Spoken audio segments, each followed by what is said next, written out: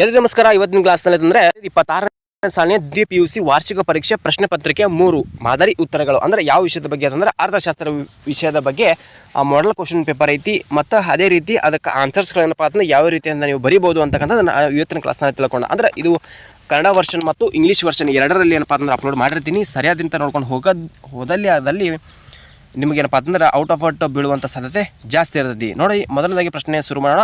ಮೊದಲನೇದಾಗಿ ಏನಪ್ಪ ಅಂದ್ರೆ ವಿಭಾಗ ಎದಲ್ಲಿ ಅಂದರೆ ಸರಿಯಾದ ಉತ್ತರವನ್ನು ಆರಿಸಿ ಬರೆಯಿರಿ. 1 ಅಂಕದ ಪ್ರಶ್ನೆಗಳು ಅಂದರೆ ಮಲ್ಟಿಪಲ್ ಚಾಯ್ಸ್ ಕ್ವಶನ್ ಆಗಿರ್ತಾವ್ರಿ.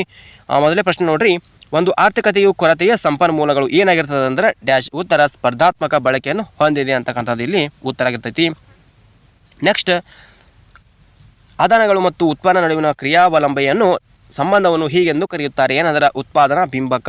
3, ಮಧ್ಯಂತರ ಸರಕುಗಳ ಪ್ರತ್ಯೇಕ ಲೆಕ್ಕಾಚಾರವು ಈ ಕೆಳಗಿನ ದೋಷಕ್ಕೆ ಕಾರಣವಾಗುತ್ತೆ. ಯಾವುದಕ್ಕಂತಂದ್ರೆ ದ್ವಿಗುಣ. 4, ಕೆಳಗಿನವುಗಳಲ್ಲಿ ಯಾವುದು ಕಾಗದ ತೆರಿಗೆ ಉದಾಹರಣೆಯಾಗಿದೆ. ಅಂದರೆ ಕಾಗದ ತೆರಿಗೆ ಅಂತಕ್ಕಂಥ ಇಲ್ಲಿ ಉದಾಹರಣೆ ಆಗಿದೆ. ಇನ್ನು 5, ಜಗತ್ತಿನ ಇತರ ದೇಶಗಳಿಗೆ ಮತ್ತು ದೇಶೀಯ ವಾಸಿಗಳ ನಡುವೆ ಈ ವ್ಯವಹಾರಗಳನ್ನು ಸಂದಾಯ ಬಾಕಿಯು ದಾಖಲಿಸುತ್ತದೆ. ಯಾವ ರೀತಿ ಅಂದರೆ ಮೇಲಿನ ಯಾವುದೂ ಅಲ್ಲ, ಅಂದರೆ ಸರಕುಗಳಲ್ಲ, ಸೇವೆಗಳಲ್ಲ, ಆಸ್ತಿಗಳಲ್ಲ. ಅಂದರೆ ಇದಕ್ಕಾಗಿ ಸರಿಯಾದ ಉತ್ತರ ಡಿ, ಅಂದರೆ ಮೇಲಿನ ಯಾವುದು ಅಲ್ಲ. ಇನ್ನು ನೆಕ್ಸ್ಟ್ ಏನಪ್ಪ ಅಂತಂದರೆ ಬಿಟ್ಟ ಸ್ಥಳ ತುಂಬಿರುವಂಥ ಪ್ರಶ್ನೆಗಳು ಯಾವ ರೀತಿಯಿಂದ ಆನ್ಸರ್ಗಳು ಇದಾವೆ ಅಂತ ನೋಡೋದಾದರೆ, ಬಯಕೆಗಳನ್ನು ತೃಪ್ತಿಪಡಿಸುವ ಸರಕಿನ ಸಾಮರ್ಥ್ಯ ಏನಾಗಿರ್ತದೆ ಅಂದರೆ ದೃಷ್ಟಿಗುಣ ಆಗಿರ್ತೈತೆ ರೀ. 7, ಒಂದೇ ಗರಿಷ್ಠ ಮಟ್ಟದ ಉತ್ಪಾದನೆಯನ್ನು ನೀಡುವ 2 ಆಧಾನಗಳ ಎಲ್ಲ ಸಂಭವನೀಯ ಯೋಜನೆಗಳನ್ನು ಸಮೂಹ ಡ್ಯಾಶ್ ಎಂದು ಕರೀತಾರೆ ಅಂತಂದ್ರೆ ಸಮ ಉತ್ಪನ್ನ ಎಂದು ಇಲ್ಲಿ ಕರೀತಾರೆ ನೋಡ್ರಿ. ನೆಕ್ಸ್ಟ್ 8ನೇ ಪ್ರಶ್ನೆ ನೋಡ್ರಿ, ಡ್ಯಾಶ್ಗಳನ್ನು ಉದ್ಯಮ ಘಟಕಗಳೆಂದು ಕರೀತಾರೆ. ಅಂದರೆ ಉತ್ಪಾದನಾ ಘಟಕಗಳೆಂದು ಕರೀತಾರೆ. ನೆಕ್ಸ್ಟ್ 9ನೇ ಪ್ರಶ್ನೆ, ಪರಿಸರ ಮಾಲಿನ್ಯವು ಡ್ಯಾಶ್ ಬಾಹ್ಯತೆಗೆ ಒಂದು ಉದಾಹರಣೆ ಆಗಿದೆ. ಯಾವುದಂದ್ರೆ ಋಣಾತ್ಮಕ ಬಾಹ್ಯತೆಗೆ ಉದಾಹರಣೆ ಆಗಿದೆ. 10, ಭಾರತಕ್ಕೆ ಆಮದುವಾಗುವ ಮತ್ತು ಭಾರತದಿಂದ ರಫ್ತು ಆಗುವ ಸರಕುಗಳ ಮೇಲೆ ವಿಧಿಸುವ ತೆರಿಗೆ ಏನಾಗಿರ್ತದೆ ಅಂದರೆ ಆಮದು ರಫ್ತು ಸುಂಕ ಅಂತಕ್ಕಂಥದ್ದು ಇಲ್ಲಿ ಕರಿಬೋದಾಗ್ತದೆ. ಇನ್ನು ನೆಕ್ಸ್ಟ್ ಏನಪ್ಪ ಅಂತ ಹೊಂದಿಸಿ ಬರೆಯೋದು ಯಾವ ರೀತಿ ಅಂತ ಇದಾವೆ ಅಂತಕ್ಕಂಥ ನೋಡ್ಕೊಂತ ಹೋರಿ. ಇವೆಲ್ಲ ಏನಪ್ಪ ಅಂತಂದ್ರೆ ಸರಿಯಾದಂಥ ಉತ್ತರ. ನೀವು ಸರಿಯಾದಂಥ ವಿಡಿಯೋ ಏನಪ್ಪ ಅಂತ ಕೊನೆ ತನಕ ನೋಡಿದ್ರಪ್ಪ ಅಂತಂದ್ರೆ ನಿಮ್ಗೆ ಇಂಗ್ಲೀಷ್ನಲ್ಲಿ ಮತ್ತು ಕನ್ನಡದಲ್ಲಿ ಯಾವ್ಯಾವ ರೀತಿಯಂಥ ಕ್ವಶನ್ಗಳು ಆನ್ಸರ್ಗಳು ಬರಿಬೋದು ಅಂತಕ್ಕಂಥ ನಿಮಗಿಲ್ಲಿ ಗೊತ್ತಾಗ್ತೈತಿ. ಇನ್ನು ನೆಕ್ಸ್ಟ್ ಏನಪ್ಪ ಅಥವಾ 1 ಅಂಕದ ಪ್ರಶ್ನೆಗಳು ಅಥವಾ ಬಜೆಟ್ ಎಂದರೇನು. ಬಜೆಟ್ ಎಂದರೆ ಗೊತ್ತೈತಿ, ಅನುಭೋಗಿಯು ತನ್ನ ಆದಾಯಕ್ಕೆ ಸಮನಾದ ನಿರ್ದಿಷ್ಟ ಬೆಲೆಯ 2 ಸರಕುಗಳನ್ನು ಕೊಂಡುಕೊಳ್ಳಬಹುದಾದ ಸಂಯೋಜನೆಗಳ ರೇಖೆಯೇನಪ್ಪ ಅಂತ ನಾವೇನಲ್ಲಿ ಬಜೆಟ್ ರೇಖೆ ಅಂತಕ್ಕಂಥ ಇಲ್ಲಿ ಕರಿತೇವೆ. ನೆಕ್ಸ್ಟ್, ಯಾವ ಕಾಯ್ದೆಯ ಮೂಲಕ ಕಾರ್ಮಿಕರ ವೇತನ ದರ ನಿರ್ದಿಷ್ಟ ಮಟ್ಟಕ್ಕಿಂತ ಕಡಿಮೆಯಾಗುವುದಿಲ್ಲ ಎಂದು ಸರ್ಕಾರದ ಖಾತ್ರಿಪಡಿಸೋದಂದ್ರೆ ಕನಿಷ್ಠ ಕೂಲಿ ಕಾಯ್ದೆ ಅಂತಕ್ಕಂಥದ್ದು ಇದು ಇಲ್ಲಿ ಸರ್ಕಾರಕ್ಕೆ ಇದು ಮಟ್ಟದಿಂದ ಕಡಿಮೆವಾಗುವುದಿಲ್ಲ. ಇನ್ನೇನಪ್ಪ ಅಂತಂದ್ರೆ ಸವಕಳಿ ಎಂದರೇನು. ಸವಕಳಿ ಅಂತಂದ್ರೆ ಬಂಡವಾಳದ ನಿಯಮಿತ ಸವಕಳಿ ಹರಳಿಕೆಗೆ ಅವಕಾಶ ಮಾಡಿಕೊಡುವುದಕ್ಕಾಗಿ ಒಂದು ಹೂಡಿಕೆಯ ಮೂಲದಿಂದ ಕಳೆದದನ್ನು ಸವಕಳಿ ಅಂತ ಕರೀತಾರೆ ರೀ. ಇನ್ನು ಪುರೋಗಾಮಿ ತೆರಿಗೆ ಎಂದರೆ ಅಧಿಕ ಆದಾಯದ ಮೇಲೆ ಅಧಿಕ ತೆರಿಗೆ ವಿಧಿಸುವ ಪದ್ಧತಿಯನ್ನು ಪುರೋಗಾಮಿ ತೆರಿಗೆ ಅಂತಾರೆ. ನೆಕ್ಸ್ಟ್ 16ನೇ ಪ್ರಶ್ನೆ ನೋಡ್ರಿ, ಹಣದ ಅಪಮೌಲ್ಯೀಕರಣ ಅರ್ಥವನ್ನು ತಿಳಿಸಿರಿ. ಸ್ಥಿರ ವಿನಿಮಯ ದರವು ವ್ಯವಸ್ಥಿತ ಸರ್ಕಾರದ ಕೆಲವು ಕಾರ್ಯಾಚರಣೆಗಳ ವಿನಿಮಯ ದರವು ಹೆಚ್ಚಾಗುವುದನ್ನು ಹಣದ ಅಪಮೌಲ್ಯ ಎಂದು ಕರೀತಾರೆ. ಅಥವಾ ಇದು ಯಾವ ರೀತಿ ಇದು ಬರೀಬಹುದಾಗ್ತೈತೆ ರೀ. ಇನ್ನು ನೆಕ್ಸ್ಟ್ ಏನಪ್ಪ ಅಂತಂದ್ರೆ ವಿಭಾಗ ಬಿದಲ್ಲಿ ಏನಂತಂದ್ರೆ 2 ಅಂಕದ ಪ್ರಶ್ನೆಗಳಾಗಿರ್ತವೆ. ಯಾವುದಾದ್ರೂ ಬೇಕಾದರೂ 6 ಪ್ರಶ್ನೆಗಳೇನಪ್ಪ ಅಂತಂದರೆ 4-5 ವಾಕ್ಯಗಳಲ್ಲಿ ಉತ್ತರಿಸಬೇಕಾಗ್ತದೆ. ಮೊದಲನೇದಾಗಿ ಮಿಶ್ರ ಆರ್ಥಿಕತೆ ಎಂದರೇನು, ಅದಕ್ಕೊಂದು ಉದಾಹರಣೆ ಕೊಡಿ ಅಂತ ಕೇಳ್ತಾರೆ ರೀ. ಇನ್ನು ನೆಕ್ಸ್ಟ್ ಕ್ವಶನ್ ಏನಪ್ಪ ಅಂತಂದರೆ ಏಕತಾತ್ಮನಾತ್ಮಕ ಒಲವು ಎಂದರೇನು. ಯಾವುದಾದ್ರೂ 2 ಅಲ್ಪಾವಧಿ ವೆಚ್ಚಗಳನ್ನು ಹೆಸರಿಸಿರಿ. ಒಂದು ಒಟ್ಟು ಸ್ಥಿರ ವೆಚ್ಚ, ಸರಾಸರಿ ವೆಚ್ಚ, ಸೀಮಾಂತ ವೆಚ್ಚ, ಒಟ್ಟು ವೆಚ್ಚ, ಸರಾಸರಿ ವೆಚ್ಚ. ಇವು ಯಾವ್ದಾರು ಒಂದಪ್ಪ ಅಂತಂದ್ರೆ 2 ಉದಾಹರಣೆ ಕೊಟ್ಟರೆ ನಿಮಗೆ ಇಲ್ಲಿ 2 ಮಾರ್ಕ್ಸ್ ಫಿಕ್ಸ್ ಆಗತೈತೆ ರೀ. ಇನ್ನು ಸಮತೋಲನ ಬೆಲೆ ಮತ್ತು ಪ್ರಮಾಣವನ್ನು ವ್ಯಾಖ್ಯಾನಿಸಿರಿ. ಯಾವ ರೀತಿ ಐತಿ. 21ನೇ ಪ್ರಶ್ನೆ, ಅಧಿಕ ಬೇಡಿಕೆ ಮತ್ತು ಅಧಿಕ ಪೂರೈಕೆಗಳ ನಡುವಿನ ವ್ಯತ್ಯಾಸಗಳನ್ನು ಗುರುತಿಸಿರಿ. ಇನ್ನು GDP ಎಂದರೇನು, ಅದರ ವಿಧಾನಗಳನ್ನು ತಿಳಿಸಿರಿ. ದಾಸ್ತಾನು ಎಂದರೇನು, ಅದಕ್ಕೆ ಉದಾಹರಣೆ ಕೊಡಿ. RBIನ ಪರಿಮಾಣಾತ್ಮಕ ಸಾಧನಗಳನ್ನು ತಿಳಿಸಿರಿ ಅಂತಕ್ಕಂಥದ್ದು. ಇವೆಲ್ಲವೇನಪ್ಪ ಅಂತಂದ್ರೆ ಮಲ್ಟಿಪಲ್ ಚಾಯ್ಸ್ ಕ್ವಶನ್ ಆಗಿರ್ಬೋದು. 2 ಅಂಕ, 4 ಅಂಕ, 5 ಅಂಕ. ಇಲ್ಲಿ 4 ಅಂಕದ ಪ್ರಶ್ನೆಗಳು ನೋಡ್ರಿ. ಇಲ್ಲಿ ಏನಪ್ಪ ಅಂತಂದ್ರೆ 5 ಪ್ರಶ್ನೆಗಳು ನೀವು ಸರಿಯಾದಂಥ ಉತ್ತರ ಕೊಟ್ಟಿದ್ದಾದಲ್ಲಿ ಏನಪ್ಪ 20 ಅಂಕಗಳು ನಿಮಗೆ ದೊರೆತವೆ. ಒಂದು ಆರ್ಥಿಕತೆಯ 3 ಕೇಂದ್ರೀಯ ಸಮಸ್ಯೆಗಳು ಯಾವುವು ಅಂದ್ರೆ ಏನನ್ನು ಉತ್ಪಾದಿಸಬೇಕು, ಹೇಗೆ ಉತ್ಪಾದಿಸಬೇಕು, ಯಾರಿಗಾಗಿ ಉತ್ಪಾದಿಸಬೇಕು ಎನ್ನುವುದಕ್ಕೆ ನಾವೇನಂದ್ರೆ 3 ಕೇಂದ್ರೀಯ ಸಮಸ್ಯೆಗಳಲ್ಲಿ ಉದ್ಭವ ಆಗ್ತವೆ.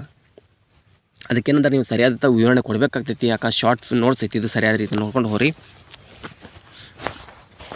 ಅದೇ ರೀತಿ ನೀವು ಇಂಗ್ಲೀಷ್ನಲ್ಲಿ ಸಹಿತ ಇದಕ್ಕೆ ಉತ್ತರಗಳನ್ನು ಅದಾವ್ರಿ. ಅದನ್ನು ಇಂಗ್ಲೀಷ್ ಮೀಡಿಯಮ್ ಇದ್ದವ್ರು ಇಂಗ್ಲೀಷ್ದಲ್ಲಿ ಏನಪ್ಪ ರೆಫರ್ ಮಾಡ್ಬೋದಾಗ್ತೈತಿ. ಇಲ್ಲಿ ಕನ್ನಡ ಮತ್ತು ಇಂಗ್ಲೀಷ್ ರೆಫರ್ 2 ಒಂದು ಉತ್ತರ ಪತ್ರಿಕೆಯಲ್ಲಿ ಐತಿ, ಒಂದು ಕ್ವಶನ್ ಪೇಪರ್ ಮತ್ತು ಅದರಾಗ ಕೀ ಉತ್ತರಗಳು ಯಾವ ರೀತಿ ಇದಾವೆ ಅಂತಕ್ಕಂಥ ನೀವು ಇಲ್ಲಿ ನೋಡ್ಕೊತ ಹೋಗ್ಬೇಕಾಗ್ತೈತಿ ರೀ. ಇದು ಕೇವಲ ಏನಂತಂದ್ರೆ ಮಾದರಿ ಪ್ರಶ್ನೆ ಪತ್ರಿಕೆ 3 ಆಗಿರ್ತೈತೆ ರೀ. 3ನೇ ಮಾದರಿ ಪ್ರಶ್ನೆ ಪತ್ರಿಕೆ ಅಂದರೆ ಒಂದು ಎಕ್ಸಾಮ್ನಲ್ಲಪ್ಪ ಅಂದ್ರೆ 3 ಪ್ರಶ್ನೆ ಪತ್ರಿಕೆಗಳು ಕೊಟ್ಟಿರ್ತಾರೆ. 3 ಎಕ್ಸಾಮ್ನಲ್ಲಿ 3 ಪ್ರಶ್ನೆ ಪತ್ರಿಕೆ ನೀವು ಸರಿಯಾದಂತ ನೋಡ್ಕೊಂಡು ಅದಲ್ಲಿ ಹೋಗಿದ್ರಪ್ಪ ಅಂತಂದ್ರೆ ನಿಮ್ಗೆ ಯಾವುದೇ ರೀತಿಯಂಥ ಕ್ವಶನ್ಗಳು ಕೇಳಿ ನಿಮ್ಗೆ ಆನ್ಸರ್ ಬರಲಿಕ್ಕೆ ನಿಮ್ಗೆ ಬರೀ ಹೆಲ್ಪ್ ಆಗ್ತದೆ ಅಂತಕ್ಕಂಥದ್ಗೋಸ್ಕರವಾಗಿ ಈ 3 ಏನಪ್ಪ ಅಂತಂದ್ರೆ ಕ್ವಶನ್ ಪೇಪರ್ಗಳು ಹಾಗೂ ಅದರೊಂದಿಗೆ ಉತ್ತರಗಳೇನಪ್ಪ ಅಂತಂದ್ರೆ ಇಲ್ಲಿ ಅಪ್ಲೋಡ್ ಮಾಡಲಾಗಿದೆ. ನೀವು ಇಲ್ಲಿ ನೋಡ್ಕೊತ ಹೋರಿ.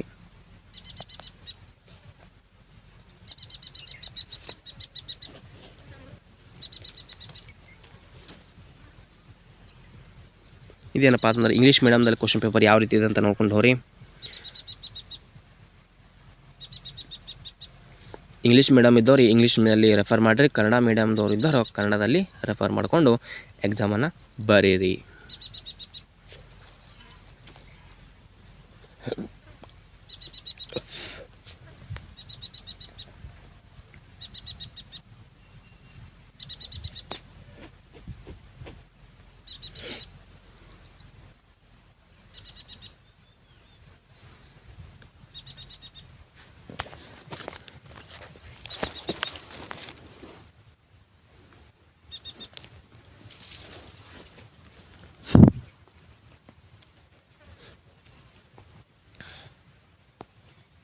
ಇದು ಮಾದರಿ ಪ್ರಶ್ನೆ ಪತ್ರಿಕೆ 3 2025-26ನೇ ಸಾಲಿನ ಬರುವಂತಹ ಒಂದು ಪೂರ್ವ ಸಿದ್ಧತಾ ಪರೀಕ್ಷೆ ಹಾಗೂ ಪೂರಕ ಪರೀಕ್ಷೆಯಲ್ಲಿ ಬರುವಂತಹ ವೆರಿ ಇಂಪಾರ್ಟೆಂಟ್ ಆದಂತಹ ಮಾಡೆಲ್ ಕ್ವಶನ್ ಪೇಪರ್ ಆಗಿರ್ತೈತೆ ರೀ. ಇದೇ ರೀತಿಯಾದಂಥ ಕ್ವಶನಲ್ಲಿ ನಿಮಗೆ ಹೆಚ್ಚಾಗಿ 100ಕ್ಕೆ 80% ಏನಪ್ಪ ಅಂತಂದ್ರೆ ನಿಮ್ಗೆ ಕ್ವಶನ್ಗಳು ಇದೇ ರೆಫರ್ ಆಗ್ತಿರ್ತಾವೆ. ಅಂದ್ರೆ ಜಾಸ್ತಿ ಇವೇ ಒಂದು ಹಾಕುವಂಥ ಚಾನ್ಸಸ್ ಜಾಸ್ತಿ ಇರ್ತೈತಿ. ಅದಕ್ಕೋಸ್ಕರವಾಗಿ ನೀವು ಸರಿಯಾದಂಥ ಓದ್ಕೊಂಡು ಹೋಗಿ ನೋಡ್ಕೊಂಡು ಅದಲ್ಲಿ ನಿಮ್ಗೆ ಏನಪ್ಪ ಅಂತಂದ್ರೆ ಇದಕ್ಕೆ ಸರಿಯಾದಂಥ ಉತ್ತರ ದೊರೀತೈತಿ.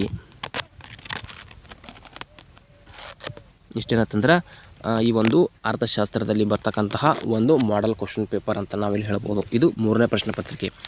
ಇನ್ನು 1ನೇದು ಮತ್ತು 2ನೇದು ಬೇಕಪ್ಪ ಅದನ್ನ ಕೆಳಗಡೆ ಡಿಸ್ಕ್ರಿಪ್ಷನಲ್ಲಿ ಹಾಕಿರ್ತೀನಿ, ಅಲ್ಲಿ ಹೋಗಿ ನೋಡೋದಂದ್ರೆ ನಿಮ್ಗೆ ಅಲ್ಲಿ ದೊರೀತಾವೆ. ಇಷ್ಟೇನಂದ್ರೆ ಇವತ್ತಿನ ಕ್ಲಾಸ್ನಲ್ಲಿ ಇರ್ತಕ್ಕಂತಹ ಮಾಹಿತಿ. ಇದೇ ರೀತಿ ನೀವು ಪ್ರತಿದಿನ ವೀಡಿಯೋ ನೋಡಬೇಕಾಯ್ತಪ್ಪ ಅಂತಂದ್ರೆ ನಮ್ಮ ಯೂಟ್ಯೂಬ್ ಚಾನಲ್ ಸಬ್ಸ್ಕ್ರೈಬ್ ಮಾಡ್ಕೊಂಡು ಬೆಲ್ ಐಕಾನ್ ಪ್ರೆಸ್ ಮಾಡಿದ ಜೊತೆಗೆ ಆಲ್ ಅಂತ ಸೆಲೆಕ್ಟ್ ಮಾಡಿದ್ರಪ್ಪ ಅಂತಂದ್ರೆ ನಾವು ಪ್ರತಿದಿನ ವೀಡಿಯೋ ನೋಟಿಫಿಕೇಶನ್ ತಲುಪುತ್ತೆ ಅಂತ ಹೇಳ್ತಾ ಇವತ್ತಿನ ಕ್ಲಾಸ್ ಮುಗಿಸ್ತಾ ಇದ್ದೀವಿ. ಮತ್ತೆ ಮುಂದಿನ ಭಾಗದಲ್ಲಿ ವಿಡಿಯೋಗಳು